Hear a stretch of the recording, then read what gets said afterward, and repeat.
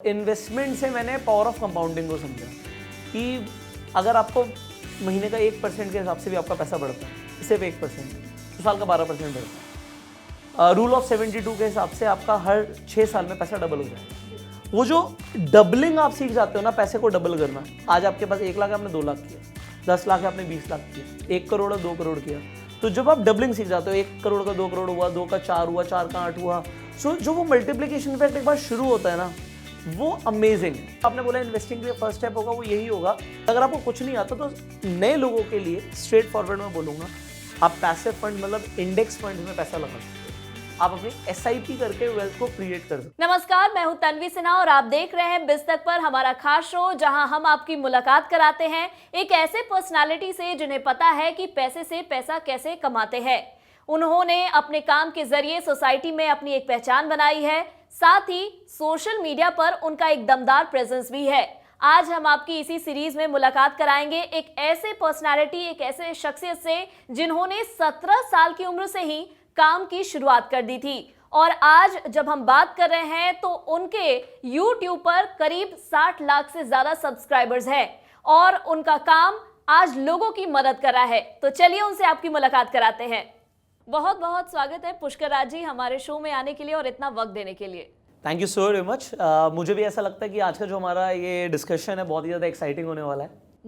जी पुष्कर जी, हम आपके बारे में जानते हैं कि आप एक शानदार मोटिवेशनल स्पीकर हैं। आप पब्लिक डोमेन में जब जाते हैं तो लाखों लोग आपके पास आपकी बातें सुनने के लिए आते हैं। ऐसे में हम आपसे जानना चाहेंगे कि आपकी इस जर्नी की शुरुआत कहाँ से हुई?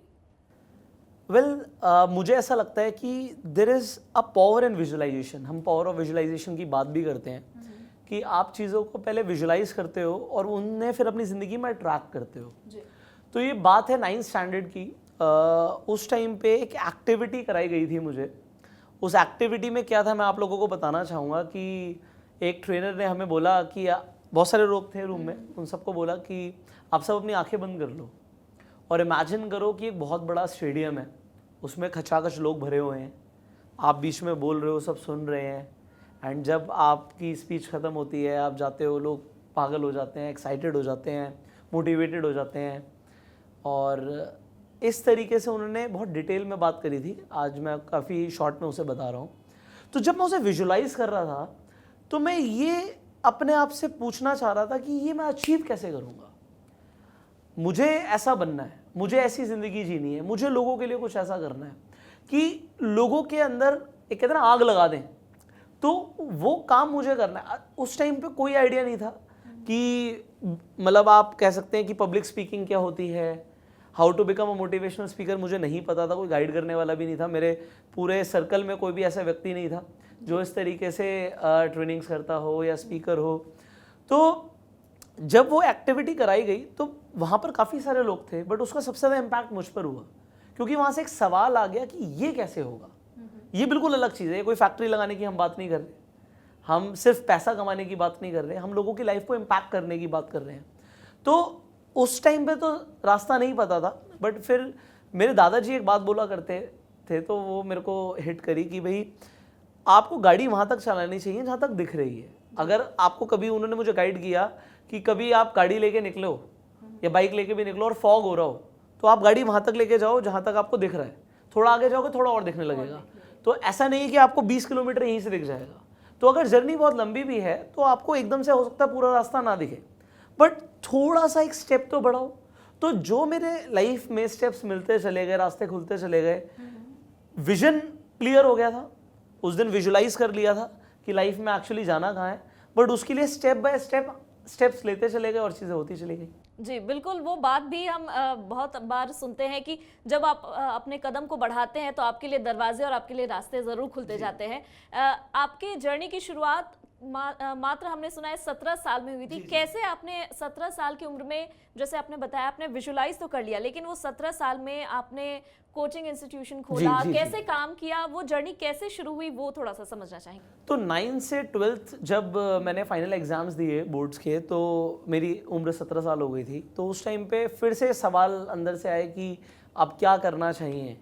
मम्मी पापा पे डिपेंड नहीं हो सकते, कॉलेज जाएंगे तो थोड़ा सा वक्त भी होगा, पैसा भी चाहिए होगा, तो घर के हालात तो पता ही होते हैं जी। मतलब I am from a very humble background, तो सब कुछ तो नहीं था, तो करना तो था। तो उस टाइम पे सोचा कि क्या मैं कर सकता हूँ, अपने आप से पूछा कि मैं क्या कर सकता हूँ। तो मुझे लगा कि मैं बच्चों को पढ़ा सकता हूँ।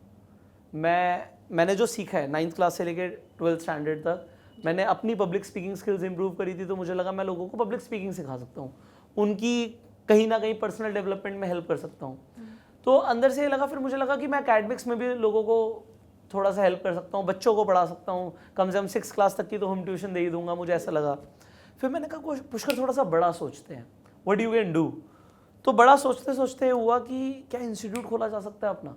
अच्छा, मैं 17 साल का था, और 17 साल की उम्र में अगर कोई मतलब मेरे आसपास कोई ऐसी बात करे कि अपना कोचिंग सेंटर खोलोगे, इंस्टीट्यूट खोलोगे, तो उन्हें लगेगा क्या आप पागलों वाली बातें कर रहा है, खुद की क्वालिफिकेशन क्या है। तो मुझे ये समझ आया कि ये तो लोग डाउट करेंगे ही करेंगे कि मेरी खुद की क्वालिफिकेशन क्या है, क्योंकि 12th का रिजल्ट भी नहीं आया, अभी रिजल्ट नहीं आया, और हम तब सोच रहे हैं कि हम क्या करेंगे।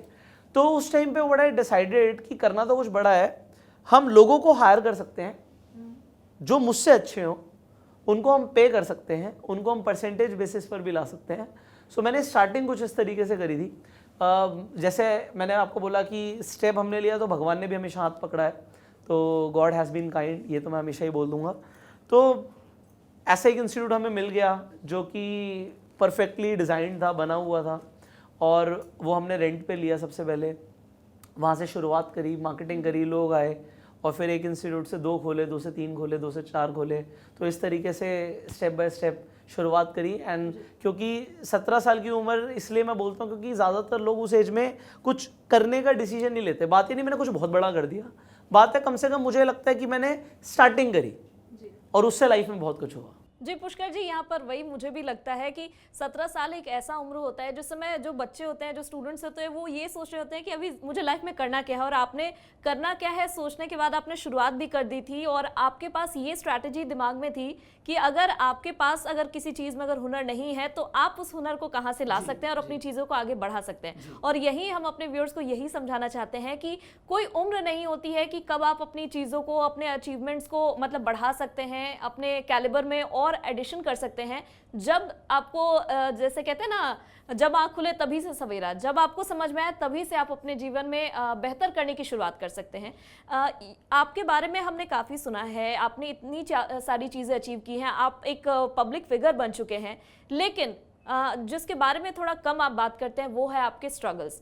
यहाँ तो हमने ये देखा कि आप 17 साल की उम्र के थे तो आपको लगा कि शायद लोग आपको एक्नॉलेज नहीं कर पाएंगे क्योंकि आप छोटे उम्र के थे, लेकिन ये जर्नी की शुरुआत के पीछे भी कुछ ना कुछ एक फैक्टर नहीं होता है, बहुत सारे फैक्टर्स होते हैं। तो क्या आपके फैमिली में भी आपको कुछ ऐसे डिफिकल्टी, या आपको लगा कहाँ पे कि एज एन इंडिविजुअल आपकी रिस्पॉन्सिबिलिटी बनती है, कुछ ऐसी मुश्किल जो आपको लगी हो जिसने ट्रिगर किया हो?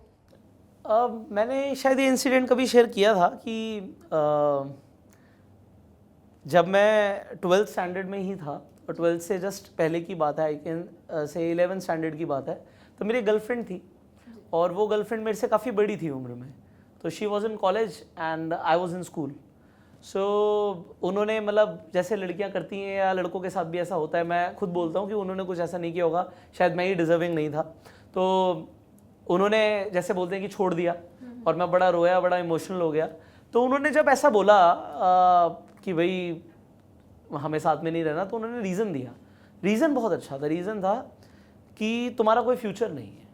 ये एग्जैक्ट स्टेटमेंट उन्होंने बोली कि तुम्हारा कोई फ्यूचर नहीं है, मेरे घर वाले कुछ साल बाद बोलेंगे मेरे को शादी करनी है, और तुम्हारा कोई फ्यूचर नहीं है, ना तुम पढ़ते हो, ना कोई फ्यूचर दिख रहा है, ना फैमिली का कोई बैकग्राउंड स्ट्रॉन्ग है, सो तुम खुद की भी जिम्मेदारी नहीं ले पाओगे तो मेरी क्या लोगे। So she left me for another boy and that is okay, I understand today. उस टाइम पे मैं बहुत रोया था, तो मुझे अंदर से लगा कि नहीं, लाइफ में कुछ करना है। मतलब उस लड़की ने आंखें खोल दी। एक होता ना कि मतलब एक किक मिलती है, तो वो किक मिली कि मतलब ऐसे नहीं यार, कुछ करना है, we have to do something.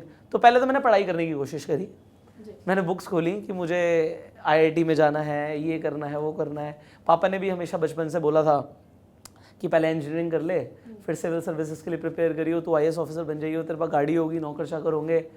तो मैं बातें बड़ी बोला करता था। तो मैंने पापा को बोला, उन्होंने बोला गाड़ी पे लाल बत्ती होगी, तो मैंने ऐसे बोल दिया, मैंने कभी फरारी पे लाल बत्ती नहीं देखी। तो मैंने ऐसे बोल दिया, तो उस टाइम पे उनको लगा कि यार ये क्या बोल रहा है, पागल हो गया, हवा में उड़ने लग गया है। तो इस तरीके की बहुत सारे मतलब मुझे लगता है कि मेरी लाइफ ऐसी है जैसे वो टिपिकल गोविंदा वाली मूवीज़ देखी है ना, बिकॉज बिल्कुल आप कह सकते हो कि बूटस्ट्रैप करना, स्टार्टिंग से शुरुआत करना। उसके बाद जब मैं कॉलेज में था तो जो मेरी वाइफ है आज वो मेरी लाइफ में आई, मुझे मिली और उन्होंने मुझे काफ़ी ग्रूम अप किया, काफ़ी एक कह सकते हैं माइंडसेट डेवलप करने में हेल्प करी। तो यहाँ पर पॉइंट ये है कि एक तो जब उस लड़की ने छोड़ा मुझे लगा मुझे कुछ करना है, तो वो एक किक अंदर से आई and I started to do something. उसके बाद तो फिर जो रास्ते मिलते चले गए उन्हें पकड़ते चले गए। Definitely you made it a point कि आप ऐसा कुछ बन जाए कि अब कोई ये सवाल न कर सके कि मतलब आप आगे चलकर कुछ नहीं कर पाएंगे। हाँ, उन्होंने बोला कि जैसे तुम्हारा कोई फ्यूचर नहीं है, तो मतलब ये हो गया कि फ्यूचर तो बनाना है। आपने तो फ्यूचर बना दिया और नहीं, अपना बना ही नहीं नहीं दिया। लोगों का भी बना दिया, क्योंकि आपके जो मोटिवेशनल सुनने के बाद आपकी मोटिवेशनल बातें या पब्लिक स्पीकिंग स्किल्स जो आप लोगों को सिखाते हैं, या जो मुझे लगता है यूट्यूब प्लेटफॉर्म पे जो आप जितने नॉलेज को देखते हैं, उससे कहीं ना कहीं बहुत सारे लोगों के लाइफ को आप इम्पैक्ट कर रहे हैं, उसको बेहतर बना रहे हैं। और मुझे लगता है कि एक सोल पर्पस किसी भी इंडिविजुअल का यही होता है कि खुद को तो बेहतर करें ही और अपने साथ लोगों को भी बेहतर करते जाए। जी, थोड़ा सा आपकी जर्नी को और आगे बढ़ाते हैं। जब आप 17 साल के थे आपने कोचिंग की शुरुआत की, उसके बाद फिर आपने क्या किया? उसके बाद I tried multiple things. I tried network marketing also for 3 years। I did it, उसमें भी अच्छा किया हमने। बीच में मैंने अपना प्रोडक्शन हाउस भी स्टार्ट किया और कई सारे लोगों के साथ मिलके भी काम किया, इवेंट में काम किया, रियल एस्टेट में काम किया। तो काम मतलब बहुत सारे करते चले गए। तो आपने स्ट्रगल्स की बात करी थी। एक्चुअली क्या होता है जब आप कह सकते हो कि आपको वो चीज़ें मिलने लग जाती हैं जो आप कभी सोचा करते थे, तो हम उन स्ट्रगल्स को भूल जाते हैं। बट कई सारे इंसिडेंट्स हैं। मेरे फादर के लाइफ में और बिजनेस में एक्सपीरियंसेस बहुत अच्छे नहीं रहे। तो जब मैंने स्टार्टिंग करी थी अपने बिजनेस की, इवन आपने जैसे बोला I started when I was 17, तो उन्होंने एक्चुअली शेयर मार्केट में बहुत बड़ा नुकसान किया था, कमोडिटी मार्केट में स्पेसिफिकली। तो वो MCX में ट्रेडिंग करते थे, तो उन्होंने इतना बड़ा लॉस कर दिया था कि मतलब हम डेट में चले गए थे और मुझे कई साल लगे उनका डेट रिकवर करने में। तो लोग जीरो से शुरू करते हैं। आज कई सारे लोग बोलेंगे अरे हमारे पास ज़्यादा पैसा नहीं है या हम जीरो पे हैं। मैं कहूँगा भाई मैं माइनस में था, मैं माइनस में था। It took me multiple years to pay the debt. और आपको ये बात भी बता दूँ, वो डेट देने से पहले भी मंथली वो कहते हैं ना ब्याज देनी होती थी। तो I used to pay monthly interest on the debt which my father was taken. तो मेरे पापा ने जो पैसा उधार लिया था उसका ब्याज पहले मैं देता था, उसके बाद मैं अपने लिए अपने और चीज़ों के लिए करता था। तो वो मेरे को मल्टीपल ईयर्स तक करना पड़ा। It took me multiple years कि पहले उसे ख़त्म करें। And then I said no, business is not for you, I will do it. ठीक है, तो ये बहुत सारे लोगों के लिए अच्छी बात है कि अगर आपको देखो भगवान ना उसे रिस्पॉन्सिबिलिटी देता है जो ले सकता है। आपको रिस्पॉन्सिबिलिटी लेनी पड़ती है, वरना कौन देगा? वरना ठीक है जैसे चल रहा चलने दो, तो वो लाइफ आपकी और बेकार होती रहेगी। जी, और पुष्कर जी, यहाँ हमारे बहुत सारे से व्यूअर्स हैं जो नेम फेम देख के सोचते हैं कि अरे इसे तो बहुत सारी चीज़ें आसानी से मिल गई होंगी, लेकिन पीछे कितना स्ट्रगल चलता है, उन्होंने कितना कुछ देखा है, झेला है, किया है। क्योंकि नॉट ओनली आप मतलब लाइक फिनेंशियली या इस तरीके से मतलब पैसों को लेकर ही आपके लाइफ में बहुत सारी प्रॉब्लम्स चल रही होती है, लेकिन आपकी पर्सनल लाइफ में बहुत सारी इश्यूज होती हैं। उन दोनों का तालमेल बनाते हुए और आगे बढ़ते हुए कोई आदमी एक जगह पर पहुँचता है और लोगों को लगता है कि बहुत आसानी से लोगों को मिल गया, बट वो आसानी से नहीं मिलता है, लेकिन इट्स पॉसिबल और वो पॉसिबल हुआ है। और एक एग्जांपल हमारे साथ भी है। भगवान की दया, जैसे मैंने बोला कि गॉड हैज़ बीन काइंड, की वो सारी चीज़ें लाइफ में मिली और लोगों को भी मिले उसके लिए गाइड करने के लिए। मतलब जो मुझे लगता है कि मैं कर सकता हूँ, जो अपने एक्सपीरियंसेस से बता सकता हूँ, लोगों को स्किल डेवलप करने में हेल्प कर सकता हूँ, जिससे वो चीज़ एक्चुअल में मिलेगी, उसके ऊपर हम बात करें। क्योंकि सिर्फ बातों से चीज़ें नहीं होती अचीव, सिर्फ मोटिवेशन से कुछ नहीं होता, सिर्फ हवा भरेगी आप में। Ultimately you need a platform, you need the skills, और फिर आपका डिसिप्लिन है जो आपको लाइफ में आगे बढ़ाता है। जी पुष्कर जी, स्ट्रगल्स कैन मेक यू और ब्रेक यू, वही बिल्कुल आप पे अप्लाई भी होता है कि आपने इतनी सारी चीज़ें जो ट्राई की, उससे कहीं ना कहीं आपके जो कहते हैं ना जो हुनर है उसमें मतलब वो तराशते गया, आपको तराशते गया। यहाँ आपने जो बताया कि आप अगर किसी को ट्रेन कर रहे हैं आप, लेकिन हम जानना चाहते हैं कि आपको किसने मतलब ग्रूम किया, आपके लाइफ में मेंटर्स की कितनी इंपॉर्टेंस रही और उन्होंने आपको किस तरीके से डायरेक्ट किया? ये मैंने अपनी एक किताब में भी लिखा हुआ है कि मेरी लाइफ में दो लोगों की बहुत ज़्यादा वैल्यू मैं करता हूँ। एक मेरी मोटिवेशन है और एक मेरी इंस्पिरेशन है। तो मेरी इंस्पिरेशन मेरी मदर है। आज भी जब मैं उठता हूँ मेरे से पहले उठी होती हैं और मेरे सोने के बाद सोती हैं, and she is the most hard working person I have ever seen. और डिसिप्लिन तो मैं उन्हीं से सीखा हूँ कि मतलब every day whatever you are doing do it every day, मतलब उनका कोई ब्रेक नहीं, कोई छुट्टी नहीं, कभी उन्होंने ऑफ ही नहीं लिया। तो मतलब वो चीज़ लाइफ में हर एस्पेक्ट में काम आती है। आप बॉडी बिल्डिंग करते हो, आपको डेली करना है, आपको फिटनेस मेंटेन करनी है, डेली करना है, आपको पैसा कमाना है, अपने बिजनेस पर ध्यान देना है, डेली करना है, आपको दुकान खोलनी है, डेली करना है। तो whatever you are doing उसमें डिसिप्लिन मैंने अपनी मदर से सीखा है, and she is an inspiration and she will always be an inspiration. Motivation की जब बात करता हूँ तो जो मेरी वाइफ है, जब वो मेरी लाइफ में आई तो मुझे एक वाई मिला। उन्होंने थोड़ा सा बड़ा देखना मुझे सिखाया। मुझे लगता है कि मेरा जो विज़न था, जो मेरी सोच थी, बहुत लिमिटेड थी। उन्होंने थोड़ा सा, आप कह सकते हो कि मेरे विज़न को ब्रॉडन किया। उन्होंने अपने फैमिली के हिसाब से, अपनी चीज़ों के हिसाब से बताया कि ऐसा भी होता है लाइफ में। एक इंसिडेंट है, मेरी वाइफ ने बोला मेरे ब्रदर ने 40,000 की शर्ट खरीदी है। अब पागल हो गए, 40,000 की शर्ट कौन खरीदता है? 40,000 में तो मतलब कितने कपड़े आ जाएंगे। तो मैं इस तरीके से मैंने बात करी। तो मैंने कहा कि मैंने विश्वास ही नहीं किया, मैंने इसे कुछ नहीं पता होगा, इतनी महंगी थोड़ी आती है। तो आई डेंट बिलीव इट। उसने बोला 40 नहीं लाख की भी आती है। मैंने कहा तुझे कुछ नहीं पता, इतनी महंगी थोड़ी होती होगी, कोई पहनता होगा, अंबानी पहनता होगा। तो मुझे ऐसा लगा कि जब उसने ऐसी बात करी तो मुझे लगा कि दिस इज़ नॉट पॉसिबल, ये कैसे हो सकता है और कोई इतना पैसा क्यों खर्च करेगा। और जो 40,000 की शर्ट खरीद रहा है वो कमाता कितना होगा। तो उसने कहा लोगों की करोड़ों में कमाई होती है। मैं करोड़ों, मैंने लाख देखे नहीं है लोग कमाने वाले, मेरे आसपास है नहीं लोग, तो करोड़ों में कौन कमाता है। तो मतलब एज सच माइंड में ना दीवारें थी चारों तरफ की, एक कुएं के मेंढक थे। जितनी जिंदगी देखी है, जितने लोग देखे, जितने एरिया देखा है, ऐसा लगा लाइफ वही है। बट उसने बहुत ट्राई किया कि बस मेरा विजन बड़ा हो जाए, कि थिंग्स आर पॉसिबल। तो मैं बोलूँगा भी ये कि मतलब ऊपर वाला जब देता है ना, तो वो कुछ इस हिसाब से देता है कि कोई आदमी मान लीजिए कटोरा लेके खड़ा है, कोई आदमी बाल्टी लेके खड़ा है, कोई आदमी स्विमिंग पूल लेके खड़ा है और बारिश सब पे हो रही है। तो ultimately what vessel you have and that vessel is your mind. वो जितना बड़ा होगा ना, ऊपर वाला आपको उतना देगा, और आपको मिलेगा भी उतना जितना आप डिजर्व करते हो, जहाँ तक आप सोच सकते हो। तो ऐसा बोलते हैं कि जहाँ तक आपका माइंड सेट जाता है ना, आदमी वहीं तक जाता है। तो आज मेरा माइंड सेट जहाँ तक है मैं वहाँ तक पहुँच गया हूँ, जहाँ तक अभी जा रहा हो सकता है वहाँ तक पहुँच जाऊँ, और जहाँ तक अभी नहीं गया तो वो अभी मतलब स्कोप है कि वी कैन थिंक ब्रॉडर, तो हम और भी बड़ा सोच सकते हैं। तो दैट इज़ पॉसिबल। जी, हम आपके बिजनेस और आपके कुछ बुक्स के बारे में जानना चाहेंगे, क्योंकि अभी आपने जिक्र भी किया, आपने बुक्स अपने बुक में भी इन चीज़ों को बताया है। आप इतने सालों से काम कर रहे हैं, तो आप अलग अलग तरह के आपने बताया बिजनेसेस में भी आपने ट्राई किए, तो अभी फिलहाल किन चीज़ों पर आप काम कर रहे हैं वो बताएं। देखिए, सबसे इम्पोर्टेंट क्या था मेरे लिए कि मैं पैसिव इनकम के सोर्सेज बनाऊँ।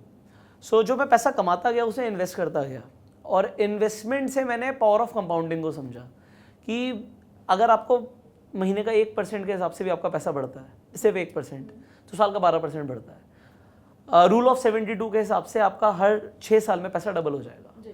वो जो डबलिंग आप सीख जाते हो ना, पैसे को डबल करना, आज आपके पास 1 लाख है, आपने 2 लाख किया, 10 लाख है, आपने 20 लाख किया, 1 करोड़ है, 2 करोड़ किया। तो जब आप डबलिंग सीख जाते हो, 1 करोड़ का 2 करोड़ हुआ, 2 का 4 हुआ, 4 का 8 हुआ, सो जो वो मल्टीप्लिकेशन इफेक्ट एक बार शुरू होता है ना, वो अमेजिंग है। अब उसके लिए you can invest your money in multiple places. So I am active real estate investor, तो हम डेवलप भी करते हैं प्रोजेक्ट्स को।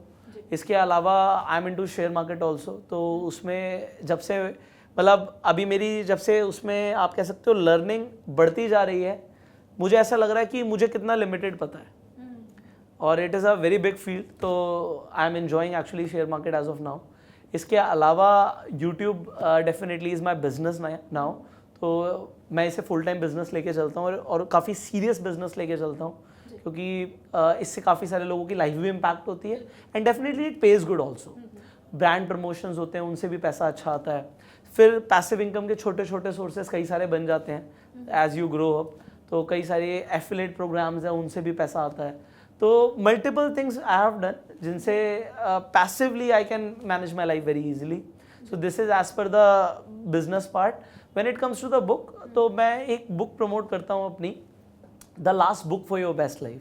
तो उसे आखिरी किताब बोलते हैं, अमेजोन पे जाके इजीली मिल जाएगी। तो उस किताब में बेसिकली क्या है कि हमने 8x फैक्टर्स के ऊपर बात करी है।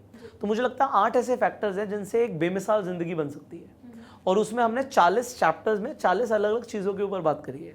So starting again with your mindset, आपके थॉट्स कैसे होने चाहिए, मैंने कट की बात करी हुई, कॉन्टिन्यूसली अपलिफ्टिंग थॉट्स होने चाहिए। आप जब अपने बारे में, लोगों के बारे में आप अच्छा सोचते हो और बड़ा सोचते हो और कॉन्टिन्यूसली जब आप उसके ऊपर काम करते हो तो आपकी लाइफ भी स्टेप बाय स्टेप अपग्रेड होती है। सो इस तरीके से उसमें आपके 8 फैक्टर्स में सब कुछ कवर होता है। It covers your family, it covers your fitness, it covers your finances. So it is a very good book. और वो बुक बेसिकली बेस्ड है, एक मैंने फ्री कोर्स यूट्यूब पर लॉन्च किया था 40 डेज का, last course for your best life. तो वो उसकी एक समरी एक तरीके से। ओके। आपने अभी जो जिक्र किया, आपने बताया कि आप पैसिव इनकम के बहुत सारे सोर्सेज अपने लिए आपने बना लिए हैं और उसके ज़रिए आप आगे बढ़ रहे हैं।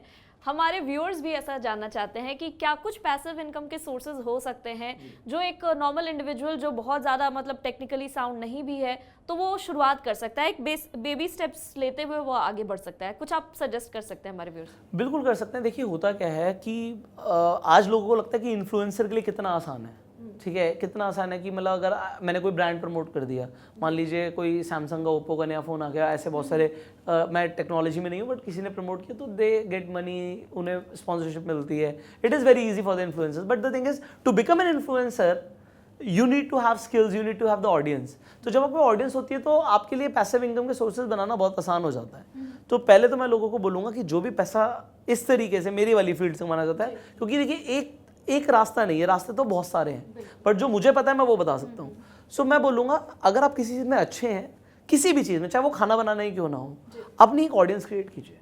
जब आपके पास ऑडियंस होगी, देखिए हमें बिजनेस करना है तो हमें ऑडियंस चाहिए। आप अपनी शर्ट बनाते हो और शर्ट भी बेचना चाहते हो तो आपको ऑडियंस चाहिए। बेचोगे किसे, क्लाइंट कहाँ से आएगा? सो आपके लिए बहुत आसान हो जाएगा चीज़ों को ग्रो करना if you will have the audience. तो ऑडियंस डेवलप आप कर सकते हैं, और अगर आप ऑडियंस डेवलप करने के लिए यूट्यूब का ऐसा प्लेटफॉर्म चूज करते हैं तो यूट्यूब से भी जो पैसा आता है वो एक तरीके से पैसिव इनकम में काउंट होता है। हाँ, एक्टिवली मेहनत करनी पड़ेगी, लगातार वीडियोस डालनी पड़ती हैं, बट अगर आप कुछ टाइम नहीं भी डालेंगे तो आपको कुछ ना कुछ रेवेन्यू कॉन्टिन्यूसली आता रहता है। सो ये एक शुरुआत है। अगर आपके पास पैसा है तो पैसे से पैसा बनाने के लिए तो फिर बहुत सारी और चीज़ें आ जाती हैं। आपको रेंटल इनकम आ सकती है, इनफैक्ट आप इन्वेस्ट करके अपने पैसे को ग्रो कर सकते हो, तो वो भी आपको एक तरीके से पैसिवली आपके लिए काम करता है। तो there are multiple things. So there are 2 things, either you do not have money, पैसा नहीं है, स्किल बनाओ, स्किल को डेवलप करो, और पैसा है तो पैसे को राइट इन्वेस्ट करना सीखो, वो भी एक स्किल है। तो अल्टीमेटली पैसा ग्रो होगा आपकी स्किल से। और पैसिव इनकम पे फोकस करो कि अगर आप काम ना भी करो तब भी आप पैसा कमा पाओ। उसके लिए अगर आपके लिए लोग काम करेंगे तो एक बिजनेस हो गया, पैसा काम करेगा तो इन्वेस्टमेंट्स हो गई, और अगर कोई सिस्टम काम करेगा तो वो भी आप सोच सकते हो कि कोई सिस्टम हमें कमा के दे। आप प्रोडक्ट सेल कर सकते हो, सर्विस सेल कर सकते हो, using Facebook ads, funnels create कर सकते हो। So there is so much. आज की डेट में चीज़ें बहुत तेज़ी से बदल रही हैं, तो बहुत कुछ है, बट एक शॉर्ट में बोलने के लिए ये है, इधर यू डेवलप द स्किल्स और you should have the money. इन 2 तरीके से ही आपकी पैसिव इनकम क्रिएट हो सकती है। जी, आप स्टॉक मार्केट के बारे में बता रहे थे कि स्टॉक मार्केट में अब धीरे धीरे आपका और इंटरेस्ट जागने लगा है, और डेफिनेटली ये बहुत वास्ट एरिया है, इसमें लर्निंग कभी खत्म नहीं होने वाली एक तरीके से हम कहें तो। और आप अपने यूट्यूब प्लेटफॉर्म पे भी उस रिलेटेड कंटेंट्स बहुत ज़्यादा आजकल डाल रहे हैं, हमने देखा भी है। थोड़ा सा स्टॉक मार्केट के बारे में एक ओवरव्यू हमारे व्यूअर्स को आप बता सकते हैं कि किस तरीके से अगर वो स्टॉक मार्केट में इन्वेस्टमेंट की शुरुआत कर रहे हैं तो पहला स्टेप क्या होना चाहिए? मैं पहले थोड़ा सा अपना एक विजन बताना चाहूँगा। देखिए होता क्या है कि जब आप खुद बिजनेस करते हो तो आप बिजनेस को और अच्छे से समझते हो, और एक बिजनेस का एक बड़ा रूप हो जाता है जब एक कंपनी लिस्टेड हो जाती है, जब वो एक लिमिटेड कंपनी बन जाती है, उसके शेयर्स आ जाते हैं, तो वहाँ से एक बिजनेस को देखना, एक बिजनेस का यूजर बना रहना और एक बिजनेस का पार्ट बनने में बस इतना सा फर्क है, एक जो आम आदमी है और एक इन्वेस्टर है उसमें जो है। अगर आप किसी कंपनी के शेयर्स खरीद रहे हैं, आप उस कंपनी के ओनर बन गए हो एक तरीके से, क्योंकि मालिक कंपनी का शेयर होल्डर होता है, ना कि डायरेक्टर होता है।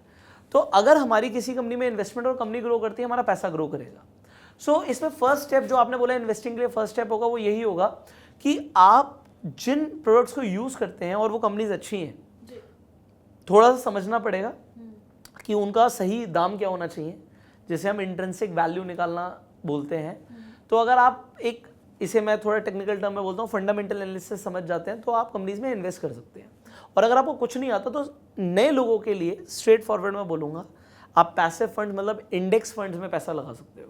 आप अपनी SIP करके वेल्थ को क्रिएट कर सकते हो। SIP का मतलब होता है सिस्टमैटिक इन्वेस्टमेंट प्लानिंग, और इंडेक्स फंड्स का मतलब होता है इंडेक्स को देखते हुए पैसा लग रहा है। मतलब जैसे एक निफ्टी 50 आपने सुना होगा, तो इंडिया की जो टॉप 50 कंपनीज NSE पे लिस्टेड है उन्हें निफ्टी 50 बोलते हैं।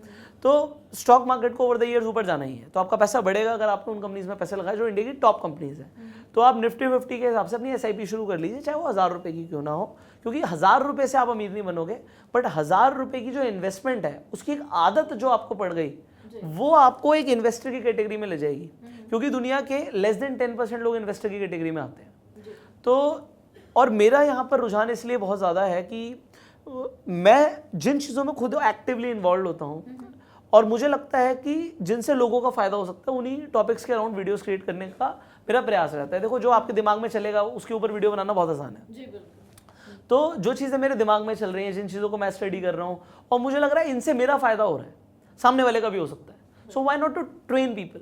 क्योंकि जो चीज़ें अगर लोग मेरे चैनल पे जाके देखेंगे, सो जो पेड प्रोग्राम्स होते हैं जिसके लिए लोग पे करते हैं स्किल्स डेवलप करने के लिए, ट्रेडिंग सीखने के लिए, एनालिसिस सीखने के लिए, वो सब हम कोशिश करते हैं कि हम फ्री में लोगों को दे दें।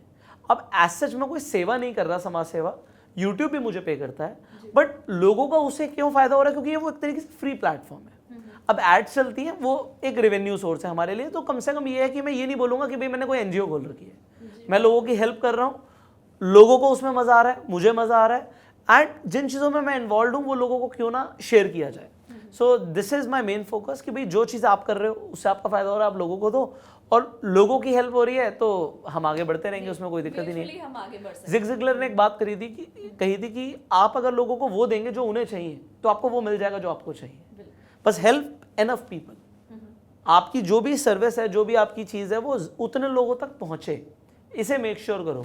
सो हमारा प्रयास है कि मतलब इंडिया के अंदर 50 लाख फैमिलीज़ के अंदर ये फाइनेंशियल एजुकेशन पहुँचे। It should be a revolution, क्योंकि हमारे एजुकेशन सिस्टम में आपको पता ही है पैसा कमाने की बात ही नहीं करी जाती, ना हमारे घर में बात की जाती है।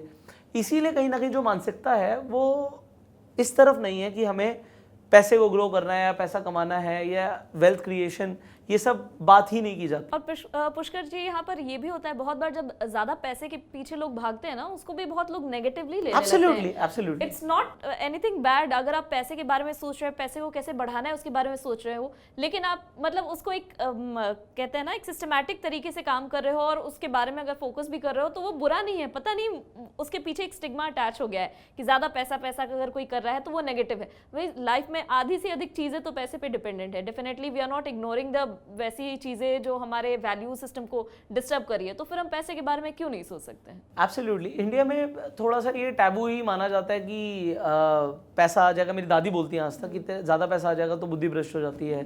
बिकॉज है क्या, उन्होंने हमेशा, आप कह सकते हो कि गरीबी देखी है, बहुत ज़्यादा पैसा नहीं देखा, तो उन्हें ऐसा लगता है कि जो अमीर लोग होते हैं वो बेकार होते हैं। अल्टीमेटली आप देखो, जो चैरिटी कर रहा है वो कौन कर रहा है? अमीर आदमी कर रहा है। डोनेशन कर रहा है, अमीर आदमी कर रहा है। अमीर बना कैसे इंपॉर्टेंट है, हमें कोई गलत तरीके से नहीं करना, वो हमारे मॉरल्स और एथिक्स के खिलाफ है। बट आप पैसा सिर्फ तभी कमाते हो when you help enough people. आज आपकी एक दुकान है, आपका एक रेस्टोरेंट है, आप कहोगे बहुत अच्छी बात है, किसी का रेस्टोरेंट है, मैं कहता हूँ 20,000 कमाता है, आप कहोगे अच्छा आदमी, कहूँगा 20 करोड़ कमाता है, आपको बुरा आदमी। क्यों बुरा आदमी है भाई? अगर वो ऑल ओवर इंडिया अपने रेस्टोरेंट्स खोल देता है और वो कमा रहा है पैसे, लोगों को सर्विस दे, तो उसमें गलत क्या है? तो बात यह है कि आप बड़ा सोचो तो सही, आपको बड़ा पैसा आएगा कैसे? जब आप ज़्यादा लोगों की हेल्प करोगे।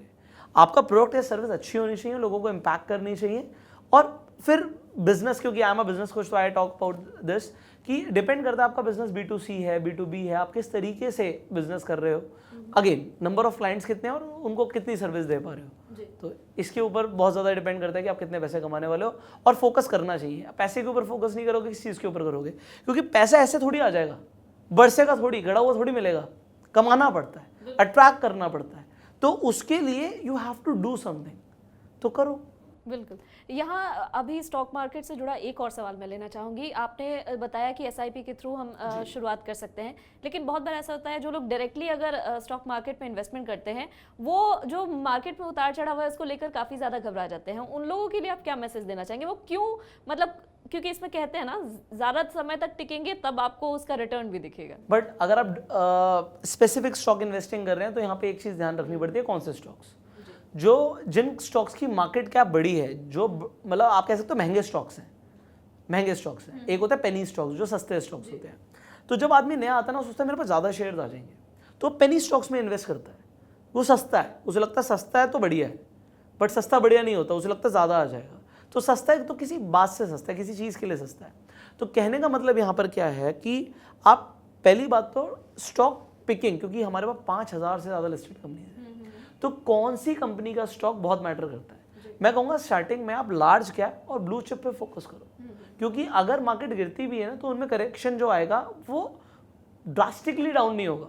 अगर कोई पेनी स्टॉक है तो खत्म भी हो सकता है, मतलब आपने 10 रुपये डाले वो 5 का हो गया, बोलोगे 10 का है 5 का हो गया, 50% गिर गया भाई, वो 50% को नहीं देखते, वो 10 का 5 का हो गया।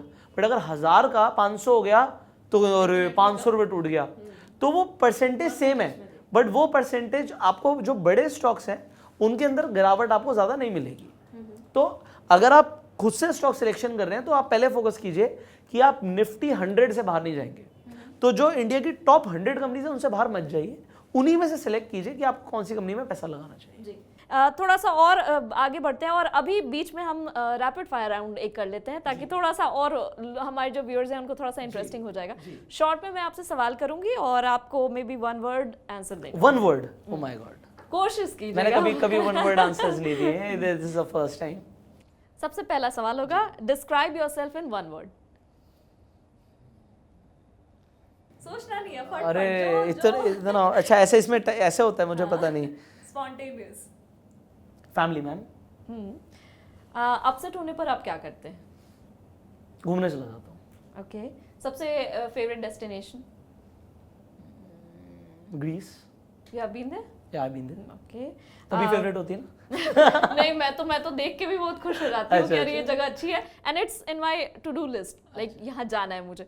हाँ, आपके लेवल तक पहुँचते लेवल कुछ नहीं है जी, मेरा फर्स्ट इंटरनेशनल ट्रिप था तो मेरे को बड़ा अच्छा लगता है। मनी और रिकॉग्निशन? इन दोनों में से एक चूज करना है, मतलब रिकॉग्निशन। ठीक। By far your best investment? My best investment on my skills. ठीक।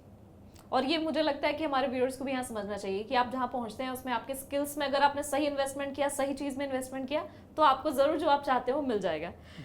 फर्स्ट इनकम आपका क्या था? 100 रुपये। ओके। और आपको क्या लगता है कौन सी ऐसी चीज़ है जो पैसा नहीं खरीद सकता है? नींद। बहुत वैसे फीलिंग वाली नहीं मतलब आपने 1 वर्ड रखा हुआ है, मुझे भी मेरे को टाइम नहीं मिल रहा। बिल्कुल। अगर आप द पुष्कर राज ठाकुर नहीं होते तो आप क्या होते? दा तो मैं अभी भी नहीं हूँ। तो दा तो मैं अभी भी नहीं हूँ, तो मैं क्या बोल सकता हूँ? नहीं, लेकिन अगर आप इन सब चीज़ों को बिजनेस या यूट्यूब नहीं कर रहे होते तो मैं अभी भी एक लर्नर होता, मैं सीख रहा होता चीज़ों को 100%। I am a very curious person. ठीक। बेस्ट सॉन्ग आप जो हम करते रहते होंगे रेगुलरली, या मोटिवेट जो करता हो आपको? अच्छा, मोटिवेट करता है दिलजीत दोसांझ का गोट। ओके। क्या आप गाते हैं? नहीं, मैं अच्छा नहीं गाता। I'm a very bad singer। अच्छा। फेवरेट क्विजीन, खाने में क्या पसंद है? डेजर्ट में, खाने में? खाने में? अच्छा, खाने में मेरी वाइफ बनाती है जी पनीर मखनी। ओके। सबसे ऐसा गैजेट जो आपके लिए मस्ट है, वो आप हमेशा अपने पास रखते हैं? गैजेट रखते हैं या मतलब लाइक वो आपके लिए बहुत नेसेसिटी है गैजेट? मैं मोबाइल को हटा सकता हूँ बट वॉच को नहीं हटा सकता, मतलब मुझे इम्पोर्टेंट रहता है टाइम। वॉच कोई ऐसे बेस्ट बाय है आपके वॉच? हाँ, बताइए।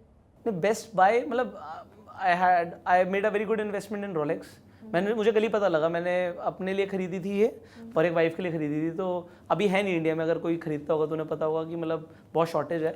तो वाइफ की खरीदी थी तकरीबन 5-1 लाख रुपए के आसपास की, और मेरी थी तब 8 कुछ, याद पता नहीं एग्जैक्ट याद नहीं। तो ये मतलब रीसेल हो रही थी कुछ लाख एप्रिसिएशन में, उसकी 20 लाख की बिक रही है। मतलब मैंने कहा यार ये क्या होता है, ये तो मैंने कभी सुना ही नहीं था। मेरे को लगा तो पैसे घड़ी में लगाना वेस्ट होता है। मैं अल्टीमेटली स्टील वॉच है उसकी, बट दे वर सेइंग कि you can sell it off if you want to right now.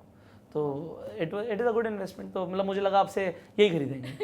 नहीं, घड़ी नहीं, घड़ियाँ सारी नहीं बिकती, सिर्फ रोलेक्स बिकती है। ओके। अब लोग बोलेंगे कि आप पागल बना रहे हो, रोलेक्स इतनी महंगी क्यों खरीदनी, बट ठीक है, इट इज़ अ इन्वेस्टमेंट। हमने इतना मेहनत किया है तो फिर वी कैन पैम्पर। किसी ने मुझे एक टाइम पे बोला था, तो उसने बोला कि टाइमेक्स और रोलेक्स में क्या फ़र्क है। तो उन्होंने टाइमेक्स वक्त बताती है और रोलेक्स तुम्हारा वक्त बताती है, तो इसमें फ़र्क है। बहुत सही, बहुत सही। एक सवाल ये होगा, पहला गिफ्ट जो आपने अपने पेरेंट्स को दिया हो अपने पैसे से? पेरेंट्स को दिया हो अपने पैसे से, पहला गिफ्ट शायद पापा को पेन दिया होगा उनके बर्थडे पे, अपने पैसे से पेन और डायरी ऐसा कुछ दिया होगा। अपनी लाइफ में कौन सी ऐसी चीज़ है जिसको आप वापस जाकर चेंज करना चाहेंगे ताकि उस समय से चीज़ें और बेहतर हो? अगर मैं अपने जब मैं आप कह सकते हो कि जब मैंने शुरुआत ही करी 9th स्टैंडर्ड में, तब जाके मैं अपने आप को कुछ चीज़ें बताना चाहूँगा कि फोकस ऑन दिस, तो आपका टाइम बचेगा। एंड मैं आप लोगों को आज ही बता देता हूँ क्या होगा। चलो मैं नहीं बताता, कमेंट्स में पूछना, कमेंट्स में I try to reply somebody. Okay, आप जरूर हमारे कमेंट सेक्शन को देखिए क्योंकि इसका जवाब वहीं पे आपको हाँ, मिलेगा। मैं कुछ दिनों बाद दूंगा, बट मैं आप नजर रखिएगा वहाँ पे, मैं जवाब दूंगा। बिल्कुल। आप पार्टी मुझे बता देना कब वीडियो लाइव करोगे तो मैं फिर देख लूंगा। बिल्कुल बिल्कुल ठीक। एफडी और म्यूचुअल फंड? एफडी और any time mutual funds, any time any day. Favourite pastime? Favourite pastime सीखना, पढ़ना।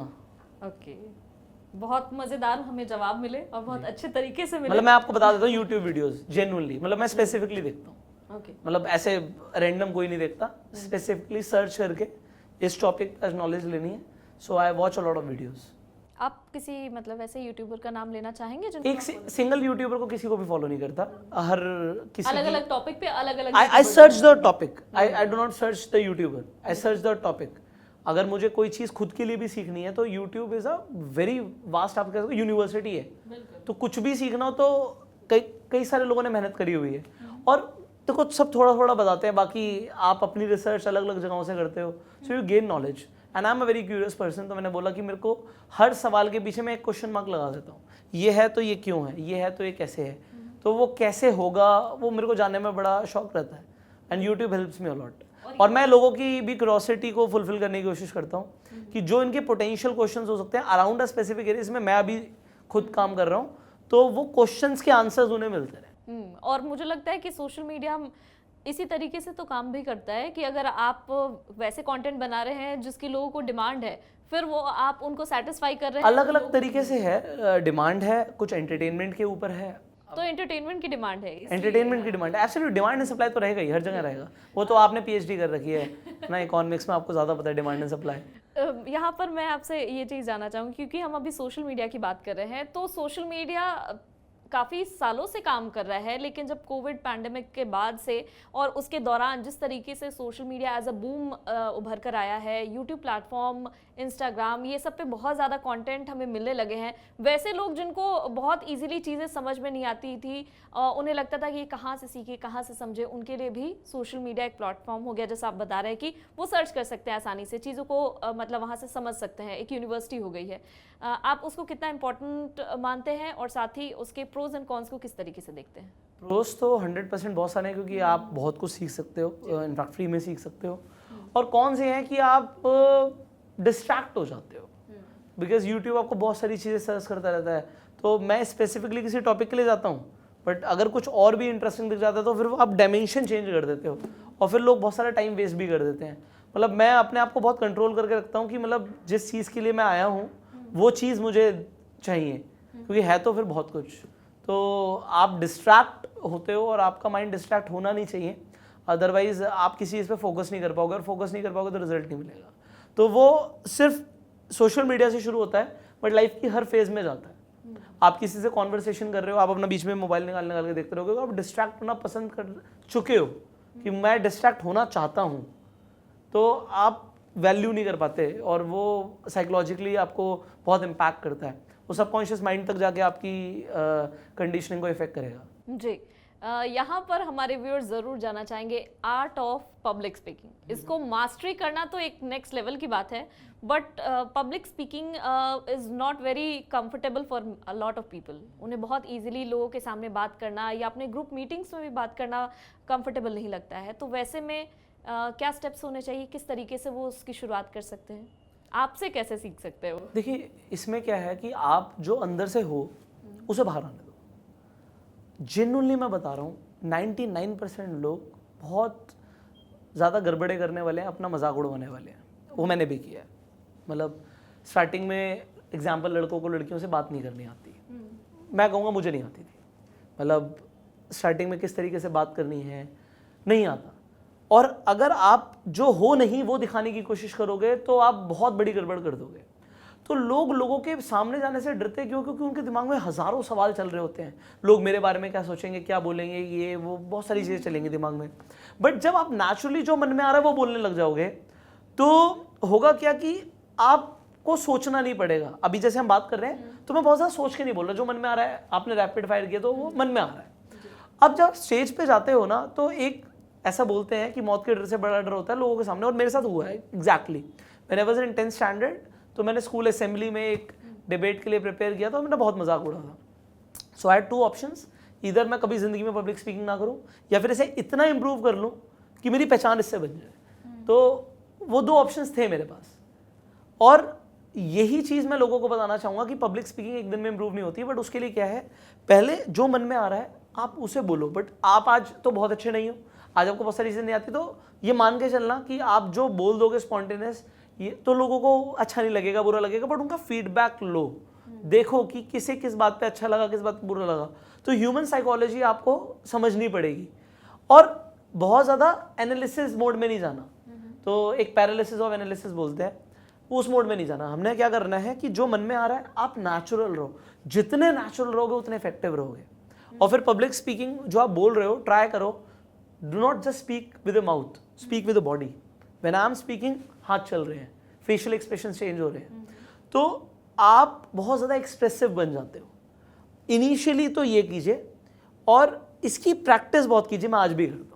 मतलब ऐसा नहीं मैं यहाँ पे आया तो आप प्रिपेयर करने की ज़रूरत है, कोई प्रिपेयर करने की ज़रूरत नहीं है। मुझे नहीं पता मैं कितना अच्छा कर रहा हूँ, कितना बेकार कर रहा हूँ, बट मुझे ये पता है कि अगर आज कोई भी ऐसा इवेंट है, प्रोग्राम है, कॉन्फ्रेंस है, चाहे 1 लाख लोग हों सामने, और कोई मुझे बिस्तर से रात में उठाए, मैं बहुत गहरी नींद में हूँ, और सीधा माइक पकड़ा दे, विद इन 10 सेकेंड्स मैं सुपर चार्ज हो जाऊँगा, और मुझे पता है कि जब मैं बोलूँगा तब सब सुनेंगे। तो वो आता है, वो आया क्यों? प्रैक्टिस बहुत करिए जी, बहुत प्रैक्टिस करिए। स्टेज पे बोलने की तो बहुत प्रैक्टिस करिए। मैं आपको बताना चाहूँगा, यूट्यूब पे जाके मेरी वीडियोस देखना जो बहुत पुरानी है। मैं ऑडिटोरियम बुक कर लिया करता था, लोगों को सोशल मीडिया पे पोस्ट डाल के बुलाया करता था कि मेरी कोई वर्कशॉप है, इवेंट है। आप देखेंगे, हो सकता है मुझे आपको लगे कि यार ये कैसा आदमी है, मैं आपको बताऊँगा, आपको उसमें लोग देखेंगे, बट ये मैं आपको बता रहा हूँ, लोग आगे ही बैठे थे, पीछे खाली था। मैंने अपने पैसों से जो कमाए, जैसे भी करके, कोचिंग से कैसे भी, तो ऑडिटोरियम्स बुक करे। उस टाइम पे 15,000 से लेके 30,000 50,000 तक के ऑडिटोरियम होते थे, मैंने बुक कर लिए। लोगों को बुलाने की कोशिश करी, नहीं भरा।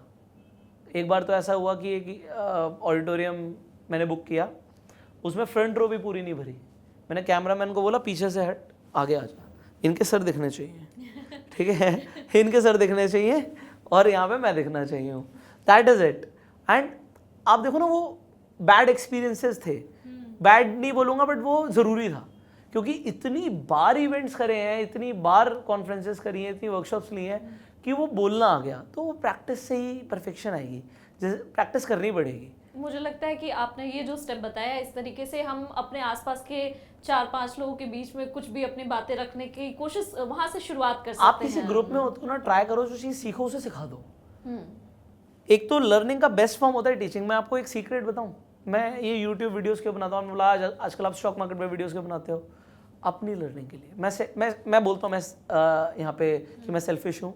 मैं क्यों हूँ? क्योंकि जो मैंने सीखा मैं भूल जाऊँगा, बट अगर मैंने सिखा दिया मुझे याद रहेगा। वो साइकोलॉजिकल ट्रिगर है, वो आपको सबकॉन्शियस माइंड में जाएगा सीधा, क्योंकि जब आप सिखाने लग जाते हो आपको वो रट गया जी, वो आपको आ गया, वो आपके अंदर हो गया। और मैंने कुछ पढ़ा, मैंने किसी चीज़ को इम्प्लीमेंट किया, मैं भूल गया। तो what is better is you train other people.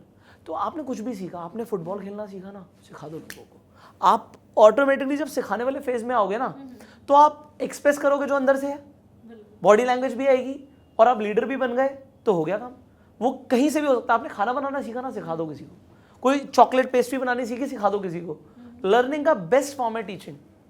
और यहाँ पर जब हम आर्ट ऑफ पब्लिक स्पीकिंग की बात कर रहे हैं, तो कंटेंट उसमें बहुत इंपॉर्टेंट होता है। जैसे आपने बताया, शुरू में भी हमने चर्चा की, स्किल आपके पास है, आपने नॉलेज इकट्ठा कर लिया, आपने अपने स्किल्स में इन्वेस्टमेंट कर लिया है, आपके पास जब कंटेंट होगा तो अगर आप अपने भाषा में उन चीज़ों को डिलीवर करेंगे तो वो लोगों तक पहुंचेगी ही पहुंचेगी। और आप बता रहे हैं जैसे कि अगर हमने जो सीख लिया, हमारे पास कंटेंट है, हमने वो सीख लिया, हमने वो बोल दिया, फिर वो पब्लिक स्पीकिंग भी हो गई और वो चीज़ एक पुख्ता भी हो गया, हमारे पास वो कॉन्फिडेंस भी आ गया। एक यादगार पल वैसा हम आपसे जानना चाहेंगे जो आपके जहन में अभी तक है, वैसा जब आपके किसी सब्सक्राइबर या आपने कभी कोई ऐसे ग्रुप में जाके बात की थी या आपने कोई ऐसा लेक्चर दिया था और आपके दिमाग में वो ट्रिगर करता हो कि मैंने कुछ किया है लाइफ में और बहुत लोग मेरे से इम्पैक्टेड हो रहे हैं। मैंने शायद कभी बताया था कि मैं एक बार, अभी हमने रिसेंटली गिनीज वर्ल्ड रिकॉर्ड बनाया, तो जब गिनीज वर्ल्ड रिकॉर्ड बनाया तो ये एक छोटा सा एक्सपीरियंस मैं शेयर करना चाहूँगा कि मैंने गिनीज के लिए कई साल पहले अप्लाई किया था। उस टाइम पे हमने सोचा कि एक स्टेडियम में गिनीज वर्ल्ड रिकॉर्ड बनाएंगे और मैं चप्पलों के अंदर और बस चेंज कर करके स्टेडियम गया कि कितने का बुक होता है भाई, ठीक है। अच्छा, उसमें गिनीज वर्ल्ड रिकॉर्ड का भी कुछ प्रोसेस नहीं पता था कि कैसे होगा, क्या होगा, तो ऐसा मैं करना चाहता था। इट वॉज अ ड्रीम, और मैं बता रहा हूँ वो ड्रीम तब देखा था जब हम बसों में धक्के खा के बेयर फुट, मतलब आप कह सकते हो कि मतलब एक तरीके से चप्पलों में नंगे पैर हम स्टेडियम के अंदर एंट्री करते हैं और बात करते हैं जी क्या कितने का क्या होगा। तो वो एक सपना था जो मैंने देखा था, और जब मैंने उसे अचीव किया तो मुझे लगा कि कुछ भी हो सकता है लाइफ में, एनीथिंग इज पॉसिबल। मतलब आज कोई आदमी देख रहा है और वो कुछ बड़ा सोचता है और लोग उस पर हंसते हैं, तो फिर लोगों की गलती है, वो आदमी तो कुछ भी कर सकता है। So anybody can do anything. जी, वैसा कोई तो ये इंसिडेंट, ये आपने बोला इंसिडेंट जो बहुत ज़्यादा याद है, तो ये है। अगर आप कुछ और इसमें सब्सक्राइबर वाला या कुछ और पूछना है तो आप बताइए। या तो कोई ऐसा कमेंट हो या कभी कोई सब्सक्राइबर या आपने कोई ऐसा सेशन आपने कंडक्ट किया हो जिसके बाद आपको एक्चुअली में कुछ ऐसी चर्चा में भी हुई हो या किसी ने कुछ ऐसा कहा हो जिससे आपको लगा मतलब I have achieved a lot. तो दो चीज़ें हैं, जैसे ऐसा अचीव्ड अ लॉट तो नहीं बोलूँगा, बट यस लोगों के लिए करना। तो आज ही एक कमेंट था, तो मुझे बाई चांस मैं कभी कभी देखता हूँ कि क्या लोग कमेंट कर रहे हैं, क्या बोल रहे हैं। तो उसमें आज ही एक कमेंट था कि लोगों को काफ़ी सारी ऐसी चीज़ें सीखने को मिल रही हैं जो लोग पेड कंटेंट के अंदर भी उन्हें नहीं मिलती। तो ऐसी सारी जो चीज़ें हम अपनी स्किल्स यूट्यूब चैनल पे फ्री में सिखा रहे हैं तो लोगों की लाइफ में इम्पैक्ट कर रही है, तो मुझे बड़ा अच्छा लगा। दूसरा एक सब्सक्राइबर वाली बात है, तो कल मैं अपनी वाइफ के साथ कहीं गया, तो वहाँ पे हुआ क्या कि मैं गया तो मैं बिलिंग पे अपना कार्ड दे रहा था, तो उन्होंने कहा सर आप यूट्यूबर है ना? मैंने कहा हाँ जी। कहते सर आपकी वाली वीडियो देखी थी, वाइफ को बोला उन्होंने वाली वीडियो देखी थी। तो मैंने कहा हाँ जी थैंक यू, आप बिलिंग कर दीजिए, मैं थोड़ा लेट हो रहा है। सर 1 मिनट रुको। उसने अपने मैनेजर को फ़ोन किया, कह रहा सर मुझे ना कुछ फ्री गिफ्ट देने हैं, तो मैं क्या दे सकता हूँ। तो उसने अपनी तरफ से कुछ एक्स्ट्रा चीज़ें दी, तो वाइफ कहती बड़ा फ़ायदा हो गया हमारा तो मैंने कहा जी मतलब अच्छी बात है, अगर इस तरीके से लोगों को अच्छा लगता है, लोगों का प्यार है ये, तो कहीं पर भी जाते हैं, कहीं अभी फैमिली को लेके मैं कहीं रेस्टोरेंट पे गया, तो वहाँ पे रेस्टोरेंट के जो मैनेजर थे वो मुझे जानते थे, तो वो डेजर्ट्स ले आए। मैंने कहा जी मैंने तो डेजर्ट्स ऑर्डर नहीं करे, तो हमारी तरफ से है जी। तो बड़ा अच्छा लगता है जी। तो कहीं जाते हैं तो बड़ा अच्छा लगता है कि अगर लोगों का प्यार है ये जो आपको मिल रहा है। तो ऐसा कई बार होता है, मतलब एयरपोर्ट पे जाओ या कहीं पर भी जाओ, इतनी मेहनत करने के बाद अगर आपको लोग रिकॉग्नाइज कर रहे हैं, आपको अप्रिशिएट कर रहे हैं, आपको ऐसे आके आपसे मिल रहे हैं, तो डेफिनेटली वो पसंद आता ही होगा, अच्छा भी लगता है, एंड यू डिजर्व इट। नहीं वो देखिए, मैं कहूँगा कि टाइम की बात है। जो आज लोग देख रहे हैं उनका भी कल बहुत सुनहरा है, क्योंकि मैं सिर्फ वही बातें करता हूँ, वही चीज़ों के ऊपर लोगों को गाइड करने की कोशिश करता हूँ जो मैंने करी है या जो मैं कर रहा हूँ, तो उनसे लोगों को फ़ायदा होगा और हो भी रहा है। तो लोग जुड़े हुए हैं, लोग प्यार देते हैं।